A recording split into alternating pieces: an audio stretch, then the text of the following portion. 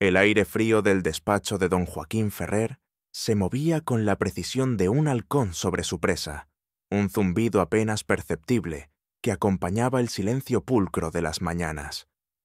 Desde el piso 25 de la Torre Panorama, en el corazón financiero de Madrid, la ciudad se extendía a sus pies como una alfombra gris y caótica, una visión que Joaquín observaba con la satisfacción de un conquistador. 35 años, un rostro afilado por la ambición y los sacrificios, y una fortuna que ascendía a los cielos, construida ladrillo a ladrillo con el Grupo Ferrer, su imperio de construcción e inversión inmobiliaria. Joaquín se movía con la precisión de un depredador, su traje de lana fría, un impecable Hermenegildo Zegna hecho a medida, ceñido a su figura atlética, sus zapatos italianos sin una mota de polvo. Hoy, la luz invernal de Madrid se filtraba por los ventanales blindados, revelando el brillo pulido de su escritorio de ébano y los lomos dorados de los volúmenes de economía y finanzas que adornaban sus estanterías. Ajustó los gemelos de oro blanco en sus puños, el metal frío y pesado contra su piel, un recordatorio constante de su estatus. La fragancia de su colonia, una esencia exclusiva con toques de cuero y roble, flotaba en el aire, una barrera invisible que lo aislaba del ruido y el caos del mundo exterior, un mundo que él controlaba desde su torre de marfil. En su mesa de mármol de Carrara, su smartphone de última generación, de un negro obsidiana, vibró con una notificación de millones de euros, la confirmación de una transacción exitosa que cimentaba aún más su poder. «Señorita García», dijo su voz, pulcra y sin emoción, al intercomunicador, el sonido apenas un susurro metálico que se perdía en la vasta oficina. «Confirme mi cena con el ministro para las 9. El dossier de la inversión en Lisboa debe estar en mi maletín. Y no quiero interrupciones. La eficiencia es el único credo en este negocio. Cada minuto cuenta». La señorita García, su asistente personal, una mujer eficiente de unos 30 años, respondió con la diligencia de quien conoce la inflexible rutina de su jefe. Su voz clara y sin tartamudeos, sin atreverse a mostrar ni una pizca de disconformidad. Joaquín colgó, y el silencio volvió a instalarse, roto solo por el suave zumbido del aire acondicionado, que mantenía la temperatura en un frío ideal, como el de una sala de operaciones. Su mirada se perdió en el horizonte, en las cimas de los rascacielos que su propia empresa había erigido, monumentos a su control, a su ascendencia. Un vacío, vasto y helado, se alojaba en su pecho, justo detrás de su esternón, un hueco que ninguna fortuna, ningún logro, ninguna adquisición podía llenar. La soledad para Joaquín no era un estado, era una compañera constante, un precio pagado por una vida dedicada al trabajo, por un pasado que había borrado meticulosamente, una decisión que, cada día, lo carcomía desde dentro, recordándole una sensibilidad que había sepultado bajo capas de ambición y pragmatismo. Los millones en su cuenta, el poder en sus manos, todo se sentía hueco, una melodía sin alma en las vastas y vacías habitaciones de su vida.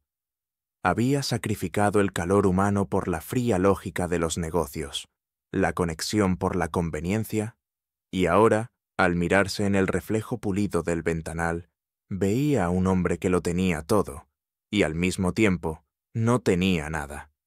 Una melancolía que no podía nombrar se aferraba a él, una tristeza tan arraigada que se había vuelto parte de su arquitectura interna, una sombra de un pasado donde, quizás el dinero, no era el único Dios.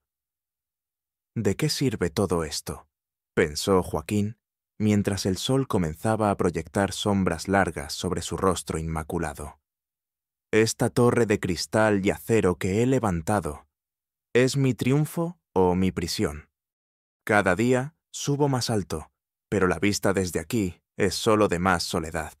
Mi padre estaría orgulloso, sin duda, pero yo no siento nada. Solo el incesante tic-tac del tiempo que se va, y una pregunta recurrente: ¿para qué? ¿Para qué acumular tanto si no hay nadie con quien compartirlo? Nadie que lo valore más allá de su valor monetario. La única compañía son los números en la pantalla, las transacciones que me definen. Es una vida estéril, tan fría como el aire de este penthouse, la herencia de mi tío Rodrigo, una fantasía, una extravagancia que afortunadamente pude sortear. Nunca entendí su obsesión con el arte, con la gente común. Él era la oveja negra, el soñador. Yo soy el pragmático, el que construyó de verdad. En el bolsillo interior de su chaqueta, su mano se aferró inconscientemente a un pequeño pisapapeles de mármol con una pequeña inscripción, un objeto que, a pesar de sus esfuerzos, le recordaba a su tío y su excéntrico gusto por lo antiguo y lo olvidado. En el corazón del bullicioso barrio de Lavapiés, a años luz de los relucientes penthouses de Polanco, la vida de Clara Solís era un tapiz de realidades crudas y sueños aferrados con fuerza. 24 años, el rostro enmarcado por una mata de cabello castaño rojizo y rizado. Sus manos, aunque marcadas por años de trabajo ocasional, se movían con la agilidad de quien está acostumbrado a resolver problemas con ingenio y escasos recursos.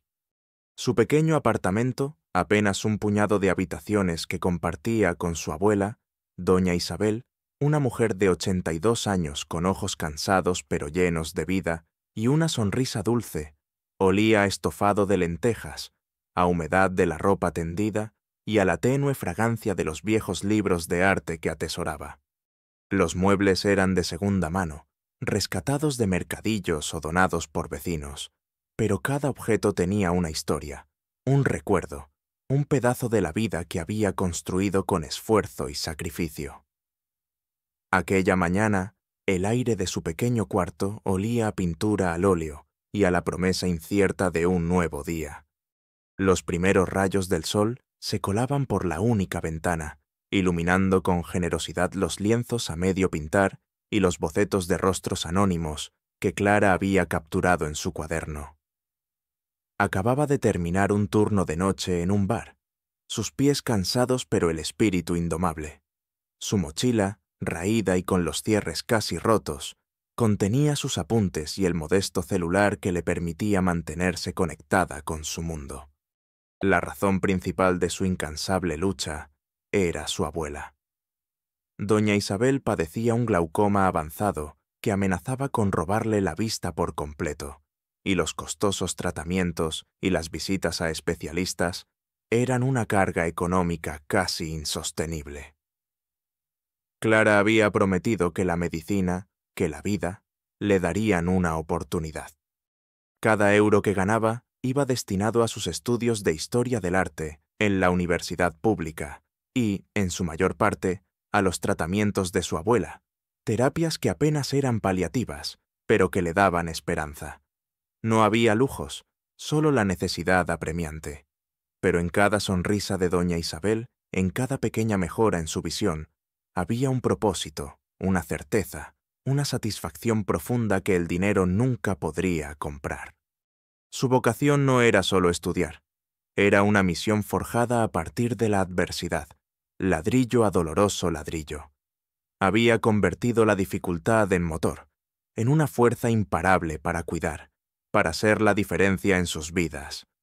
Recordaba a sus padres, fallecidos en un accidente de tráfico años atrás, y la promesa que les había hecho: cuidar de su abuela y construir un futuro digno. Esa promesa era su brújula, su motor, la razón de su incansable entrega. En el mercadillo de El Rastro, un bullicioso laberinto de objetos viejos y nuevas historias, Clara solía buscar inspiración para sus obras y, a veces, algún pequeño tesoro. Hoy, mientras esquivaba a la multitud y el penetrante olor a polvo y a fritura, vio a un niño intentando vender un pequeño dibujo mal hecho por unas monedas, mientras su madre, una mujer de rostro surcado por las preocupaciones, hablaba en voz baja con un vendedor. Clara, sin dudar, se acercó al niño, su mano suave y cálida tomando el dibujo. «Es muy bonito», dijo con una sonrisa amable que iluminó su rostro cansado, su voz suave y paternal.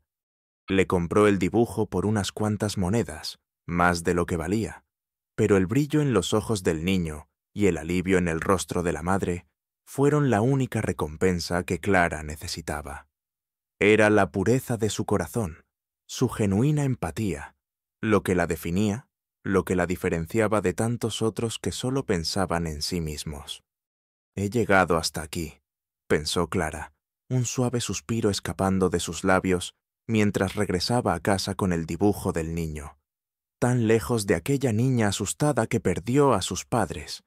La vida no ha sido fácil, pero la fe y la belleza del arte han sido mi refugio. Mi abuela me da la fuerza para seguir adelante. Su sonrisa es mi combustible, y aunque el camino es largo y lleno de obstáculos, no me detendré. Mi sueño de ser historiadora del arte no es solo para mí, es para ella, para darle la vida que merece, una vida sin dolor, sin carencias. Quizás un día podré comprarle las medicinas que realmente necesita, las que están fuera de nuestro alcance. Y entonces veré su sonrisa sin sombras. Eso será mi verdadero éxito. En el bolsillo de su chaqueta, un pequeño boleto de lotería, comprado con las últimas monedas, era su amuleto, el símbolo de su esperanza inquebrantable en un golpe de suerte. El destino, caprichoso y cruel, tejió sus hilos aquella tarde en el bullicioso mercadillo de El Rastro, un laberinto de objetos viejos y nuevas historias, donde el olor a polvo y a fritura se mezclaba con el murmullo constante de los vendedores y el ir y venir de la multitud. Clara Solís, con sus últimos euros en el bolsillo, buscando algún objeto curioso o una pieza de arte olvidada que pudiera inspirar sus bocetos, se detuvo frente a un puesto desordenado. Entre cachivaches y baratijas, sus ojos se posaron en un cuadro. Era un retrato antiguo, de tamaño mediano, con un marco de madera oscura y pesada, visiblemente deteriorado por el tiempo. La pintura en sí no era particularmente notable. Un retrato de un hombre mayor, de unos 60 o 70 años, con ojos penetrantes y una expresión enigmática, con una extraña melancolía que parecía asomar detrás de la rigidez de la pose. Los colores estaban apagados, la superficie cubierta por una capa de suciedad y barniz craquelado. Para la mayoría hubiera sido una pieza sin valor, pero para Clara, que tenía un ojo innato para lo que otros ignoraban, había algo en esa mirada, una historia no contada. El vendedor, un hombre grueso y aburrido, mascando un cigarrillo, apenas levantó la vista. «¿Cuánto por el cuadro viejo?», preguntó Clara, su voz suave. «5 euros. Tómalo o déjalo. Es solo un trasto». El precio era ridículo, pero Clara apenas tenía esa cantidad. El aire estaba cargado con el sonido de las conversaciones de los transeúntes y el incesante bullicio del mercadillo. Sintió el frío y áspero tacto del marco en sus dedos al levantarlo, una sensación de familiaridad que la extrañó. «Me lo llevo», dijo, entregando el billete arrugado. Lo envolvió en un viejo periódico y se lo llevó a su pequeño apartamento, el olor a papel viejo y a barniz rancio impregnando su ropa. De regreso en su apartamento, Clara dejó el cuadro en el suelo de su pequeño cuarto, junto a sus lienzos. La luz tenue de la bombilla de su lámpara de estudio no lograba disipar la melancolía que parecía emanar del retrato. «Parece que le falta un poco de vida, ¿verdad, abuela?», dijo Clara a doña Isabel, quien, con su visión ya deteriorada, apenas distinguía la forma del cuadro. «Tiene unos ojos muy intensos, mi niña», como si escondiera un secreto. Las palabras de su abuela resonaron en Clara. Con un paño húmedo y un poco de jabón suave, Clara comenzó a limpiar la superficie del lienzo, tratando de eliminar décadas de mugre. Mientras lo hacía, notó que el marco era inusualmente grueso y pesado. Siguiendo una intuición, pasó sus dedos por el reverso. Había un pequeño compartimento secreto, apenas visible, sujetado por unos diminutos clavos. Sus manos, temblorosas por la emoción, encontraron una pequeña palanca oculta. Con un clic suave, el compartimento se abrió. El sonido fue apenas un susurro, pero para Clara resonó como un trueno. Dentro, envuelto en un papel de seda amarillento, había un sobre sellado. La curiosidad la carcomía, pero una extraña reverencia la detuvo por un momento. El papel era antiguo, el sello, descolorido. Un olor a papel viejo y a encierro, como el de un libro que ha estado olvidado durante siglos, llenó el aire de la pequeña habitación. Con el corazón latiéndole desbocado, Clara rompió el sello. Dentro había una carta manuscrita, de puño y letra del hombre del retrato, y un documento legal.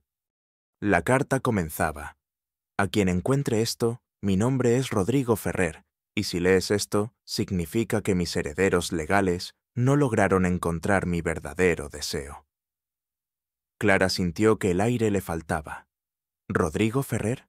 Ese nombre le sonaba extrañamente familiar. Siguió leyendo. La carta explicaba que don Rodrigo, cansado de la avaricia y la frialdad de su familia, especialmente de su sobrino, Joaquín Ferrer, había decidido dejar su vasta fortuna y el control de su corporación, el Grupo Ferrer, a alguien que valorara la honestidad, el arte y la bondad, valores que él había buscado toda su vida. El documento adjunto era un testamento formal, detallado y legalmente vinculante, fechado hacía más de 10 años. Establecía que el Grupo Ferrer y todos sus activos serían transferidos a la persona que encontrara ese testamento oculto en el retrato, siempre y cuando demostrara ser digna de tal responsabilidad, siguiendo una serie de indicaciones más detalladas en el documento legal que Clara apenas pudo comprender en ese momento. Los ojos de Clara recorrieron las cifras y los nombres de las propiedades y las empresas. El Grupo Ferrer. La misma corporación que veía en los anuncios por toda la ciudad. El imperio de la construcción que dominaba Madrid. Su mente luchó por asimilar la información. De ser una estudiante pobre, luchando por pagar la medicina de su abuela, acababa de convertirse, potencialmente, en la dueña de una de las corporaciones más grandes de España. La luz de la bombilla de su cuarto parpadeó, como si la realidad misma estuviera titubeando. El silencio en la habitación, antes acogedor, se volvió abrumador, cargado con el peso de lo inimaginable. La vieja llave que usaba para abrir la puerta de su apartamento, en el bolsillo de su chaqueta, de repente se sintió insignificante. En el rutilante despacho de don Joaquín Ferrer, el aroma a cuero y éxito se sentía, por primera vez, agrio. La noticia de la existencia de un testamento, oculto, descubierto por una desconocida, había llegado a él como un golpe bajo, filtrada por algún abogado del bufete que había contactado Clara. Joaquín, con su rostro habitualmente impasible, estaba pálido, sus ojos inyectados en sangre. El pisapapeles de mármol que le recordaba a su tío, ahora un peso molesto en su mano, parecía burlarse de su control. «¡Imposible!», bramó su mente, mientras las llamadas de sus abogados se sucedían en su smartphone. «Esto debe ser un engaño, una estafa. Mi tío Rodrigo era un excéntrico, sí, pero no un demente. Él sabía que yo era su único heredero, el único capaz de manejar este imperio. La rabia lo carcomía. Había trabajado toda su vida para esto, había sacrificado su juventud, sus relaciones, su propia felicidad, para construir el Grupo Ferrer a la imagen de su visión. Y ahora, una don nadie, una buscadora de tesoros de mercadillo, aparecía de la nada con un papel viejo que amenazaba con arrebatarle todo. El primer encuentro con Clara se llevó a cabo en la elegante y fría oficina del bufete de abogados que la representaba, un lugar donde el olor a papel nuevo y a café se mezclaba con la tensión que llenaba el aire. Clara, vestida con su mejor ropa, pero con el mismo nerviosismo que don Joaquín, se sentó frente a él, acompañada por Elena Ríos, una joven abogada idealista y combativa que había tomado su caso pro bono, fascinada por la historia. Elena, con su melena morena y sus ojos llenos de fuego, era un contraste con la fría elegancia de Joaquín. Joaquín entró a la sala. Su mirada de halcón se posó en Clara, escrutándola con desdén. Ella, por su parte, sintió un escalofrío al verlo. El mismo hombre de las fotos de los periódicos, pero en persona, mucho más imponente. Su aura de poder casi palpable. «Este es el hombre al que debo enfrentarme», pensó Clara, sus manos apretadas bajo la mesa, el tacto del boleto de lotería en su bolsillo, un recordatorio de la fragilidad de su buena suerte. «Señorita Solís», dijo Joaquín, su voz, fría y cortante, resonando en la sala. «Dejémonos de juegos. Sé lo que está intentando. Una estafa elaborada. Dígame su precio. ¿Cuánto quiere para desaparecer con ese documento falso?» Sus palabras eran un golpe, un intento de intimidación. Clara sintió el rubor subir por su cuello, pero la indignación la impulsó a responder. «No es un documento falso, señor Ferrer. Es el testamento de don Rodrigo. Y no estoy intentando ninguna estafa. Solo busco justicia». Elena intervino, su voz firme. «El testamento ha sido verificado. Es totalmente legal.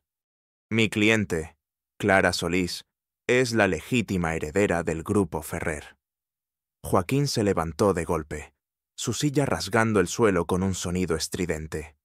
«Esto es ridículo. No permitiré que una aventurera sin experiencia dirija mi corporación. Lucharé hasta el último centavo para demostrar que esto es una aberración. Usted no sabe nada de negocios, señorita Solís, nada de lo que significa dirigir un imperio. Usted no está a mi nivel». Sus palabras, aunque hirientes, revelaban su miedo, su terror a perder el control.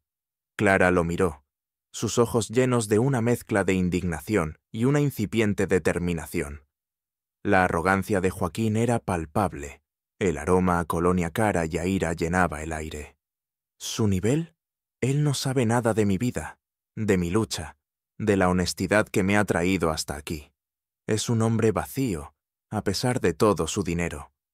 Quizás mi tío lo vio. El pisapapeles de mármol en el bolsillo de Joaquín se sentía como un peso. ¿Podría ser esto un plan de mi tío Rodrigo para atormentarme desde la tumba? ¿Para demostrarme que yo no era digno de su legado? Él siempre me vio como un ambicioso sin escrúpulos, y ahora esta joven, con su falsa inocencia, es su instrumento. No, no lo permitiré.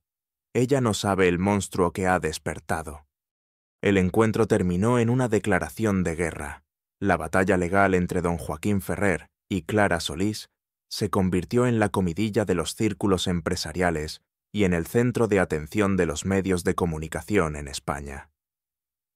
El olor a tinta de los documentos legales y a desesperación llenaba los despachos de abogados. Los titulares de los periódicos eran sensacionalistas. La cenicienta del rastro contra el imperio Ferrer. Un testamento enigmático desafía a un magnate. Joaquín, obsesionado con destruir la credibilidad de Clara, contrató a los mejores detectives para investigar su pasado, buscando cualquier mancha, cualquier debilidad. Intentó retratarla como una oportunista, una manipuladora, una cazafortunas sin escrúpulos. Gastó millones en la campaña de desprestigio, pero la honestidad de Clara y la defensa apasionada de Elena Ríos, su abogada, resistieron los ataques.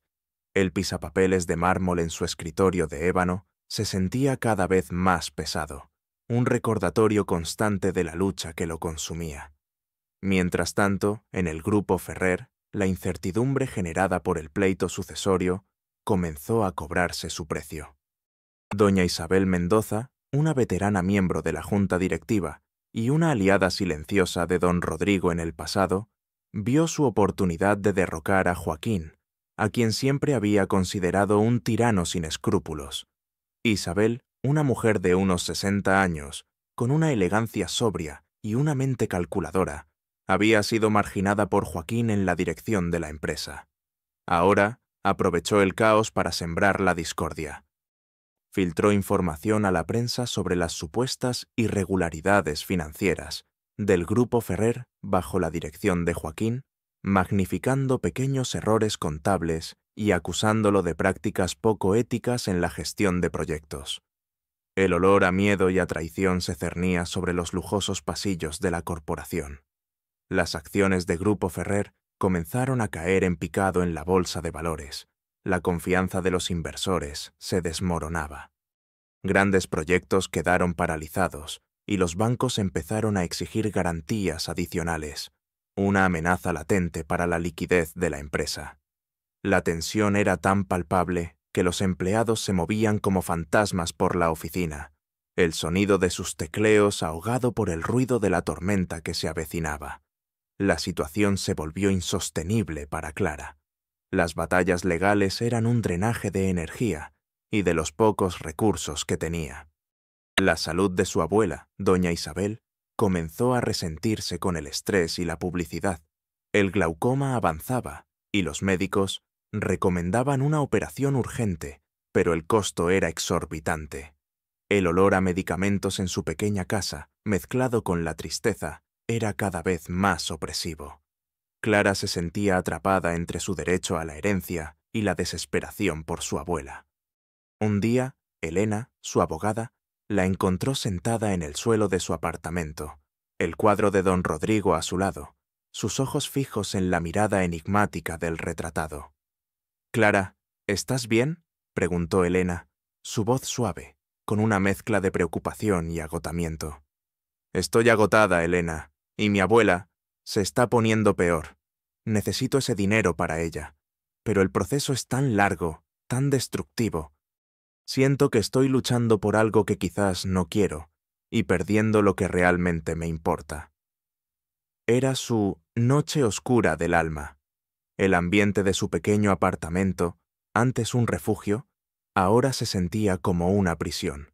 El aroma a pintura al óleo, mezclándose con el olor a desesperación. ¿De qué me sirve todo este dinero, todo este poder, si mi abuela pierde la vista? ¿Si mi alma se corrompe en esta batalla?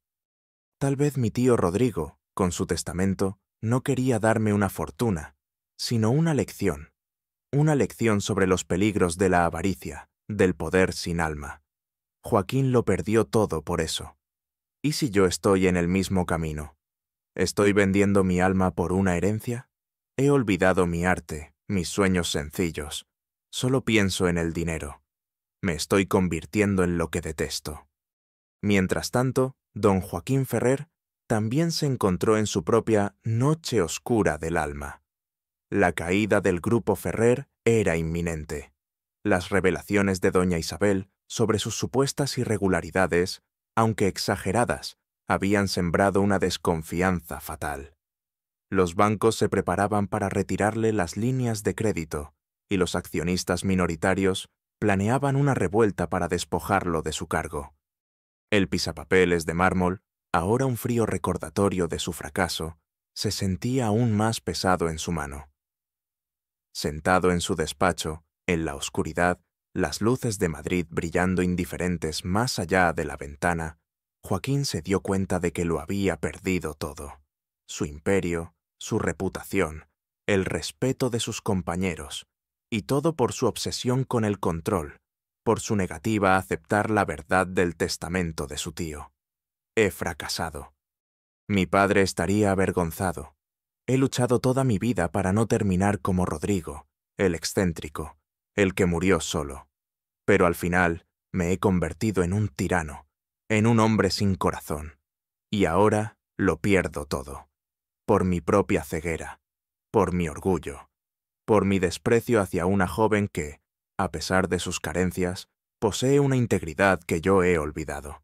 El único consuelo, si es que lo hay, es que al menos la llevaré conmigo a la ruina.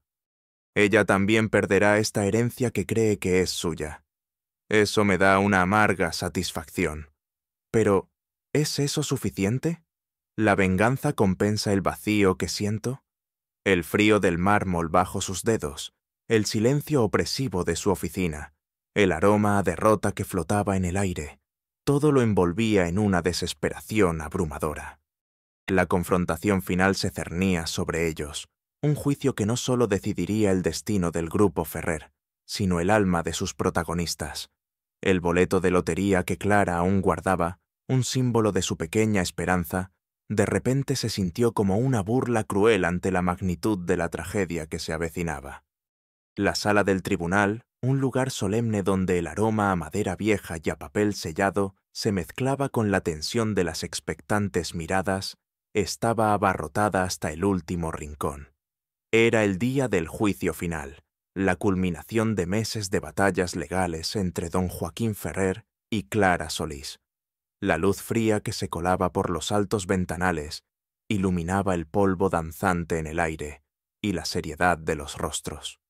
Don Joaquín, visiblemente más delgado, con ojeras profundas, ocupaba su asiento junto a sus abogados, su mandíbula tensa. El pisapapeles de mármol, su amuleto, no estaba en su mano. Lo había dejado en su despacho, un símbolo de su derrota ya aceptada. Clara Solís, por su parte, sentada junto a Elena Ríos, su abogada, lucía pálida, pero sus ojos brillaban con una determinación tranquila, aunque su corazón latía con fuerza en su pecho, el sonido retumbando en sus oídos. El boleto de lotería, que aún llevaba en el bolsillo, le quemaba la palma. El abogado de don Joaquín, un hombre pomposo y elocuente, expuso su caso con vehemencia, intentando desacreditar el testamento y la integridad de Clara. Presentó informes financieros que mostraban la inestabilidad del grupo Ferrer, argumentando que la empresa colapsaría bajo la dirección de una joven sin experiencia. El sudor frío perlaba la frente de don Joaquín. Era su última carta. Cuando llegó el turno de Elena Ríos, ella se levantó con una dignidad silenciosa. No presentó un argumento legal complejo. Simplemente pidió a Clara que testificara. El ambiente se volvió aún más tenso, el silencio tan profundo que el sonido de la propia respiración parecía resonar en la sala. El corazón de Clara martilleaba contra sus costillas. Se levantó, sus piernas temblaban, pero su mirada se encontró con la de don Joaquín, y en ese momento una extraña mezcla de piedad y dolor cruzó sus ojos. «Señorías, y a usted, señor Ferrer», comenzó Clara. Su voz, aunque un poco temblorosa al principio, pronto se llenó de una honestidad cruda que silenció a todos. El aroma a cera pulida y a desesperación llenaba el aire. «He luchado por este testamento no por la fortuna, no por el poder. Lo he hecho porque era la única manera de salvar a mi abuela, doña Isabel, de la ceguera». Su voz se quebró. Las lágrimas asomaron a sus ojos. «Ella está enferma y necesita una operación costosa. Este testamento era mi única esperanza».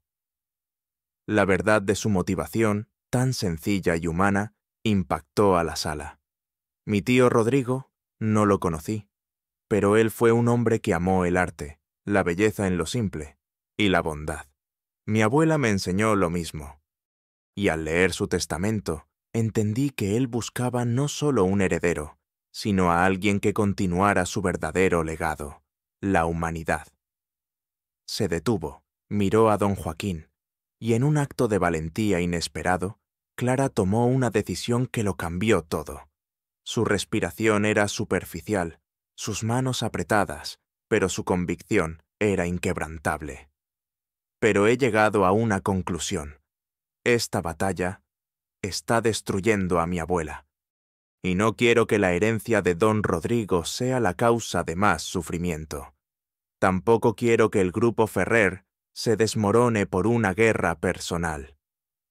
Señor Ferrer, usted ha dedicado su vida a construir esta corporación, por muy equivocados que fueran sus métodos. Es su legado, para bien o para mal. Y yo no quiero este imperio, no a este precio». Un murmullo de asombro recorrió la sala. La jugada era impensable. Don Joaquín la miró. Sus ojos, antes llenos de rabia, ahora se abrieron con una incredulidad atónita. ¿Está renunciando? ¿Después de todo esto? ¿Después de que lo tenía todo ganado? La voz de Clara, aunque suave, resonaba con la fuerza de un trueno. Renuncio a mi reclamo sobre la corporación. Renuncio al control del grupo Ferrer, bajo una condición. Todos contuvieron la respiración. Que los fondos de la herencia que me corresponden, el capital líquido que menciona el testamento, fuera del control de la corporación, sean destinados a una fundación para el arte, para becar a jóvenes artistas sin recursos, y a una clínica especializada en enfermedades oculares para personas de bajos recursos, como mi abuela. Y que usted, señor Ferrer, dirija esa fundación. Que demuestre que el apellido Ferrer puede construir algo más que edificios, puede construir esperanza. El silencio en la sala era sepulcral, cargado con el peso de la sorpresa y la catarsis. Don Joaquín se levantó lentamente, su rostro pálido, sus ojos fijos en Clara. Había venido a luchar, a destruir, y se encontraba ante un acto de altruismo que lo desarmaba por completo. Ella es la verdadera heredera del espíritu de Rodrigo, no yo. El recuerdo del pisapapeles de mármol, el de su tío, el que había dejado en su despacho, le invadió la mente. Era un símbolo de un legado de amor al arte, algo que él había ignorado toda su vida. La verdad se reveló con la fuerza de una explosión. Don Rodrigo no solo quería castigar a Joaquín por su avaricia, sino que quería darle una lección, una última oportunidad para redimirse, eligiendo a alguien que representara todo lo que él había valorado. Clara era la encarnación de esa lección, de esa bondad que Joaquín había perdido. La confrontación con doña Isabel Mendoza, la miembro de la junta que había intentado sabotear a Joaquín, fue brutal y silenciosa. Al ver la renuncia de Clara y la reacción de Joaquín, doña Isabel intentó intervenir, pero el juez, conmovido por la situación, se lo impidió. Ella, que había jugado en la oscuridad, fue expuesta por la luz de la verdad de Clara. La escena duró lo que pareció una eternidad. El aroma a papel, a desesperación y a una incipiente esperanza se mezclaban en el aire. Las lágrimas comenzaron a brotar de los ojos de don Joaquín, no de rabia, sino de arrepentimiento, de una profunda tristeza por la vida que había llevado, y de una gratitud abrumadora por la lección que Clara, su inesperada heredera, le había dado. Fue su momento de catarsis, la rendición final de un hombre que, al perder todo lo que creía valioso, descubrió el verdadero significado de la riqueza. Las consecuencias de aquel juicio fueron un torbellino de cambios, un renacer inesperado para todos, especialmente para don Joaquín Ferrer. Marcos Sandoval, el magnate rival, que había asistido al juicio esperando la caída de Joaquín, se retiró humillado al ver la transformación de su adversario y la decisión altruista de Clara. Su reputación como depredador despiadado se vio aún más manchada, y sus ambiciones de expandir su imperio se estancaron. La justicia, a veces, no necesita cadenas, sino la luz de la verdad que expone la oscuridad. El grupo Ferrer, aunque sufrió un breve periodo de incertidumbre por el giro inesperado, pronto floreció bajo la dirección de Joaquín, pero con una visión radicalmente diferente. El aroma a cemento y a ambición desmedida se disipó, reemplazado por la fragancia de los nuevos valores. Joaquín, aún al frente, implementó políticas corporativas con un fuerte enfoque social, invirtiendo en comunidades, desarrollando proyectos sostenibles y transparentes. Mientras tanto, la abuela de Clara, doña Isabel, recibió el tratamiento que necesitaba. La Fundación Rodrigo Ferrer, creada con el capital líquido de la herencia del excéntrico tío, fue establecida. Clara Solís, lejos de los despachos de los altos ejecutivos, se convirtió en la directora de esta fundación. Su apartamento en Lavapiés, aunque seguía siendo modesto, ahora era un bullicioso centro de actividad, con el olor a café y a pintura al óleo, mezclándose con el alegre murmullo de los artistas jóvenes, a quienes becaban, y las risas de los pacientes, que comenzaban a ver la luz en la nueva clínica oftalmológica de la fundación. El boleto de lotería que Clara había guardado, ahora enmarcado y colgado en su oficina, era un recordatorio silencioso de la pequeña esperanza que se había convertido en un sueño hecho realidad. Un año después de aquel juicio transformador, don Joaquín Ferrer y Clara Solís se encontraron en una de las galerías de arte que la Fundación Rodrigo Ferrer había inaugurado. El ambiente olía a pintura fresca y a barniz, y las paredes exhibían las vibrantes obras de jóvenes talentos becados. Joaquín, con un traje más informal y una sonrisa genuina que nunca antes había visto en su rostro, se movía entre los cuadros, un pisapapeles de mármol, restaurado y pulido, descansando sobre una mesa de exposición, un símbolo de su propia transformación. Clara, radiante, con un sencillo vestido que realzaba su belleza natural, lo saludó con calidez. Su abuela, doña Isabel, ahora con una visión mucho mejor, observaba las pinturas con una alegría palpable. Elena Ríos, la abogada, se había convertido en la mano derecha de Clara en la fundación, su idealismo finalmente encontrando un terreno fértil. Elías Soto, uno de nuestros primeros becarios, ha vendido todas sus obras, Joaquín, dijo Clara, su voz llena de orgullo. El sonido de su risa se mezclaba con el murmullo de la gente. Y la clínica oftalmológica está cambiando vidas. Mi abuela es la prueba viviente. Joaquín asintió, sus ojos fijos en un cuadro abstracto de colores vibrantes. Don Rodrigo estaría orgulloso, más de lo que jamás lo estuvo de mis edificios. Tenía razón, Clara. Él no solo quería dejar una herencia, sino una lección que tardé demasiado en aprender. Se volvió hacia ella, y en sus ojos no había ni una pizca de la frialdad de antaño. Gracias, Clara, por enseñarme que la verdadera riqueza no se mide en millones de euros, sino en la capacidad de construir vidas, de dar esperanza, de encontrar un propósito más allá de la ambición. Me has dado una segunda oportunidad. Clara le sonrió, un vínculo de respeto y admiración mutua que trascendía su pasado de conflicto. La historia de Clara Solís y don Joaquín Ferrer se extendió por Madrid y más allá, convirtiéndose en una leyenda moderna que susurraba sobre el poder transformador de la bondad y la redención. Clara aprendió que la fortuna, en las manos adecuadas, puede ser una herramienta poderosa para el bien, sin corromper el alma. Se mantuvo fiel a sus raíces y a sus valores, demostrando que la verdadera fortaleza reside en la integridad y la empatía, no en el poder o el dinero. Don Joaquín, por su parte, aunque perdió su imperio tal como lo conocía, ganó algo infinitamente más valioso: la paz interior, el respeto de sus pares y, lo más importante, el descubrimiento de su propia humanidad. Su vida, antes una acumulación de ceros en una cuenta bancaria, se transformó en una vida con propósito, dedicada a ayudar a otros.